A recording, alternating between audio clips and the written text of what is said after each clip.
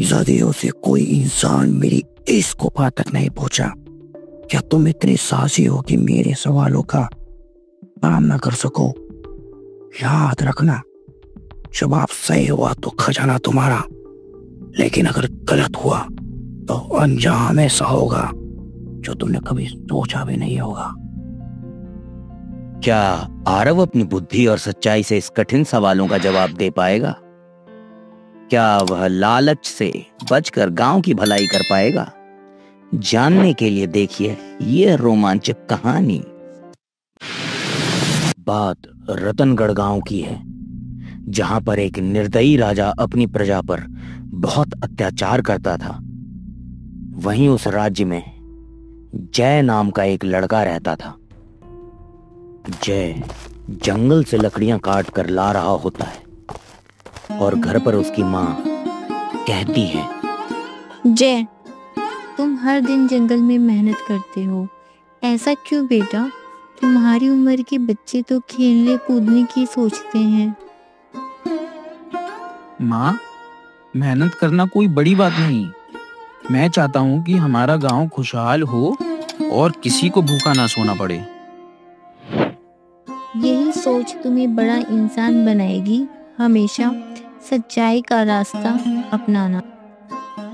जय मुस्कुराता है। तभी एक बूढ़ा आदमी दरवाजे पर आता है। वह थका हुआ है और भूखा भी लग रहा है। बाबा, अंदर आइए, आप थके हुए लग रहे हैं। जय और उसकी माँ बूढ़े को खाना खिलाते हैं। बेटा, तुम्हारी दरिया दिली देखकर बहुत खुशी हुई। ईश्वर तुम्हारे हर काम में मदद करेगा। जय जंगल में लकड़ी इकट्ठा करने जाता है। जंगल हरा भरा और सुंदर है। वह पक्षियों की आवाज सुनते हुए काम कर रहा होता है। तभी अचानक उसे एक पुरानी गुफा नजर आती है। ये क्या है? ये तो एक गुफा है। मैंने इस गुफा को पहले तो यहाँ नहीं देखा। ये कहाँ से आई? तभी गुफा के अंदर से एक रहस्यमयी आवाज आती है। ए इंसान, अगर तुम साहसी हो तो अंदर आओ। कैसी गुफा है ये? अंदर से तो कुछ अजीब सी आवाज आ रही है। क्या मुझे अंदर जाना चाहिए? आओ आओ, अगर तुम्हारे पास सच्चाई और बुद्धि है तो जवाब देकर इस गुफा का खजाना पा सकते हो। लेकिन याद रखना, मेरी हर एक परीक्षा तुम्हारे दिल और इरादे को परखने के लिए है। जय थोड़ी देर सोचता है, फिर हिम्मत जुटाकर गुफा के अंदर प्रवेश करता है। वहां उसे एक चमकता हुआ दीपक दिखाई देता है। जैसे ही वह दीपक को छूता है, गुफा में तेज रोशनी फैल जाती है और एक जिन्न प्रकट होता है। सदियों से कोई इंसान मेरी इस गुफा तक नहीं पहुंचा। क्या तुम इतनी साहसी हो कि मेरे सवालों का सामना कर सको? याद रखना, जवाब सही हुआ तो खजाना तुम्हारा, लेकिन अगर गलत हुआ तो अंजाम ऐसा होगा जो तुमने कभी सोचा भी नहीं होगा। मैं हमेशा सच्चाई के रास्ते पर चलता हूँ। मुझे तुम्हारे सवालों का सामना करने में कोई डर नहीं है। जिन्न मुस्कुराता है और गुफा की दीवारों पर चमकते अक्षरों से सवाल प्रकट करता है। ना सवाल, इस दुनिया में सबसे बड़ा खजाना क्या है? सबसे बड़ा खजाना जीवन है। अगर जीवन ना हो तो दौलत और खजाने का कोई महत्व नहीं। तुमने सही जवाब दिया। जीवन ही सबसे अनमोल खजाना है, लेकिन अगला सवाल अधिक कठिन होगा। मुझे मंजूर है, लेकिन अगले सवाल का जवाब मैं कल फिर आके दूंगा। अभी मेरी माँ घर पर इंतजार कर रही होगी। ठीक है, पर याद रखना, अगर तुम शाम से पहले गुफा में नहीं आए तो तुम परसों का सूरज नहीं देख पाओगे। जय सवालों का जवाब देकर बाहर आता है वह देखता है कि गांव में सूखा पड़ा है, लोग परेशान हैं। गांव के मुखिया राजा के पास मदद की गुहार लगाने की योजना बना रहे हैं। राजा विक्रम हमारे राज्य के सबसे शक्तिशाली व्यक्ति हैं, हमें उनके पास जाना होगा। जय और गांव वाले राजा के महल में जाते हैं। मैं पहले ही तुम्हें करों में छूट दे चुका हूँ, अब और मदद नहीं कर सकता। महाराज, अगर आप हमारे संसाधन बांटने में मदद करें तो पूरा राज्य खुशहाल हो सकता है। तुम्हें खेती और मेहनत के अलावा क्या आता है लड़के? यह दृश्य राजा की स्वार्थी प्रवृत्ति और आरव की समझदारी को दर्शाता है। राजा आरव की बातें अनसुनी कर देता है और उन लोगों को महल से जाने के लिए बोल देता है। अगले दिन जय गुफा में वापस आता है और कहता है, जिन, मैं आ गया हूं, पूछो जो सवाल पूछना है। जिन जय से दूसरा सवाल पूछता है। जिन अपने जादू से 2 दृश्य दिखाता है। पहला, राजा अपने महल में अकेला और उदास है। दूसरा, गांव वाले एक साथ काम कर रहे हैं और हंस रहे हैं। बताओ ऐसा क्यों है कि राजा के पास इतना धन है फिर भी वो उदास है, लेकिन घर वाले गरीब होने के बाद भी खुश? जय गहरी सोच में पड़ जाता है। सच्ची खुशी दूसरों की मदद और प्यार बांटने में है। जब हम किसी के चेहरे पर मुस्कान लाते हैं, वही सच्ची खुशी है।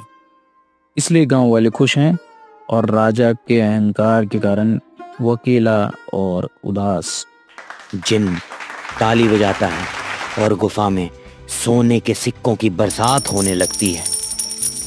एक और सही जवाब, लेकिन तीसरा सवाल सबसे कठिन होगा। तैयार हो जाओ।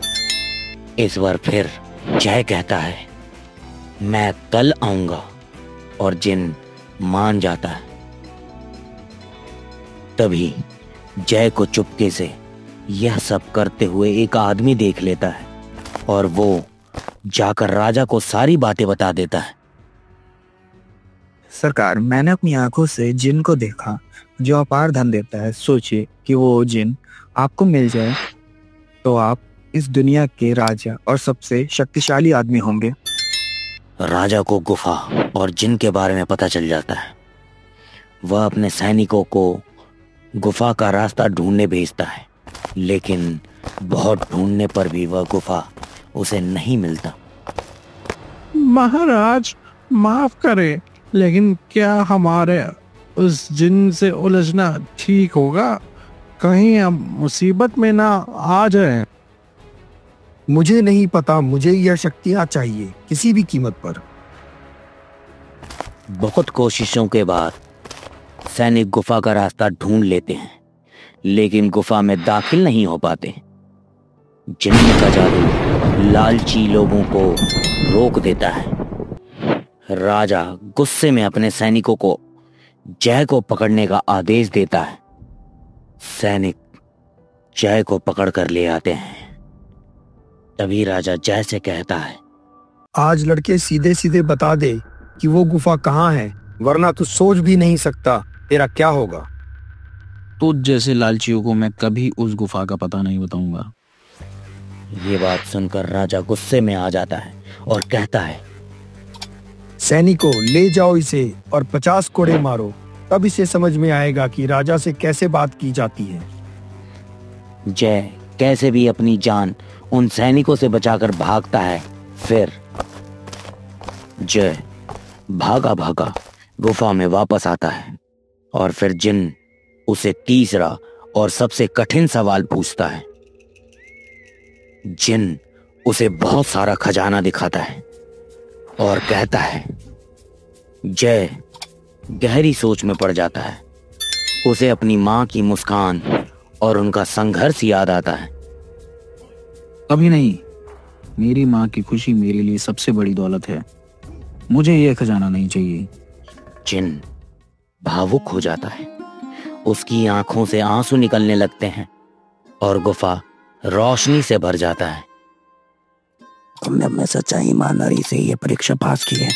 मैं तुम्हें वरदान देता हूँ कि तुम्हारे गांव में हमेशा खुशहाली और सुख शांति रहेगी। जय जब गुफा से बाहर निकलता है तभी अचानक राजा के सैनिक उसे पकड़ लेते हैं। सैनिक उसे खींचते हुए राजा के सामने ले जाते हैं। राजा के चेहरे पर एक कुटिल मुस्कान होती है। वह अपनी योजना से बेहद खुश है। ओ लड़के, जल्दी मुझे उस गुफा के अंदर ले चलो जहाँ वो जिन है। मुझे जल्दी ही इस पूरी दुनिया का राजा बनना है और मैं इस पर राज करूंगा। जय को राजा की इस लालची सोच से घृणा हो जाती है। वह चुपचाप सोचता है कि जिन्न की शक्ति का दुरुपयोग करने से सिर्फ बर्बादी होगी। अपने दिल में भय और साहस दोनों लिए वह जोर से जिन्न को पुकारता है। जिन जिन कृपया मेरी मदद करो। जिन्न कुछ ही पलों में प्रकट हो जाता है। उसकी उपस्थिति में एक दिव्यता होती है। उसके आने से हवा में एक अजीब सी शांति फैल जाती है। लेकिन राजा के सैनिक और राजा की आंखों में भय साफ दिखाई देता है। राजा, तूने बहुत दुख सता है। उनकी जिंदगियों में दर्द और अंधकार भरा है, पर अब तेरा समय आ चुका है। अब तुझे तेरे कर्मों का फल देने का समय आ गया है। राजा जिन्न की बात सुनकर घबराने लगता है। वह हाथ जोड़कर विनती करने की कोशिश करता है, लेकिन उसकी आंखों में अभी भी शक्ति की चाहत झलकती है। वह नहीं समझ पाता कि उसकी नियति क्या होने वाली है। नहीं नहीं, मैं सिर्फ शक्ति चाहता था। मुझे इस दुनिया पर राज करना था। मुझे माफ कर दो। पर जिन्न के चेहरे पर कोई दया नहीं थी। उसने अपने हाथों को ऊपर उठाया और एक रहस्यमयी मंत्र बोला। राजा और उनके सैनिक अचानक एक भयंकर तूफान में घिर गए। तेज हवाएं और जादू की चमकदार रोशनी से पूरे जगह चमक उठती है।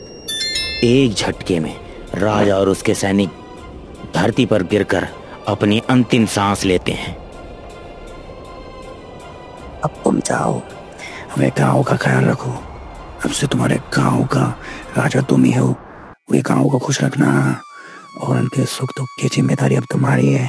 ये सत्ता एक वरदान नहीं बल्कि एक जिम्मेदारी है। जय जिन्न का धन्यवाद करता है और गांव लौटने का निर्णय करता है। जिन्न धीरे धीरे हवा में घुलकर गायब हो जाता है, लेकिन जय को उसकी शक्ति और दया हमेशा याद रहती है। जय अपने गांव लौट जाता है और वहां लोगों को राजा की मृत्यु की खबर सुनाता है।